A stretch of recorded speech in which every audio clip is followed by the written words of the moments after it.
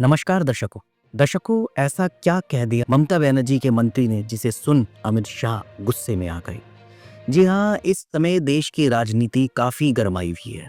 राज्यसभा में चर्चा के दौरान ममता सरकार के सांसद साकेत गोखले ने केंद्रीय जांच एजेंसियों को लेकर सवाल उठाया और गृह मंत्रालय को घेरने की कोशिश की। इस पर गृह मंत्री अमित शाह ने उन्हें कड़क करने की कोशिश की।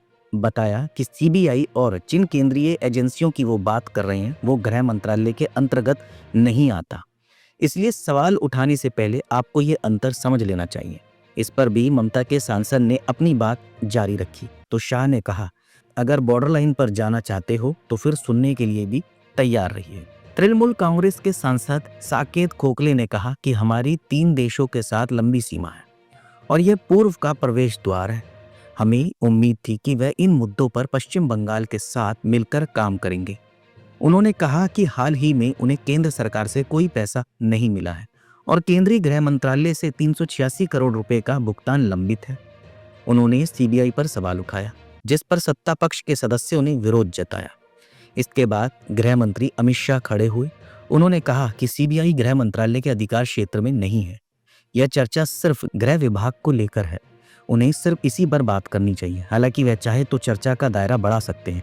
इस पर साकेत गोखले ने ऐसी बात कह डाली कि गृह मंत्री अमित शाह गुस्से में तमतमा उठे। उन्होंने कहा, मैं सदन में किसी की कृपा से नहीं आया हूँ। 7 बार चुनाव जीत कर आया हूँ। वह गलत तथ्य पेश कर रहे हैं, इसलिए मैं स्पष्ट कर रहा हूँ।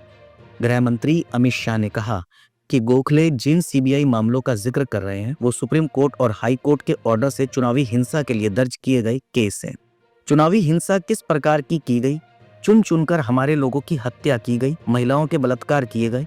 पीड़ित जब हाई कोर्ट पहुंचे तो उन्होंने जांच का आदेश दिया। ये सुप्रीम कोर्ट को भी नहीं मानेंगे, हाई कोर्ट को भी नहीं मानेंगे। ये कह रहे हैं कि परिणाम नहीं आ रहा है, इसलिए नहीं आ रहा है क्योंकि एक भी सीबीआई कोर्ट बंगाल में नहीं है। इस पर चेयरमैन जगदीप धनखड़ ने कहा कि डरने वाली टिप्पणी गलत है। गोखले ने कहा कि वह माफी नहीं मांगेंगे। इसके बाद धनखड़ ने कहा कि इसे ऑफ द रिकॉर्ड हटा दिया जाना चाहिए तथा कहा कि सदस्य को अपनी टिप्पणी वापस ले लेनी चाहिए।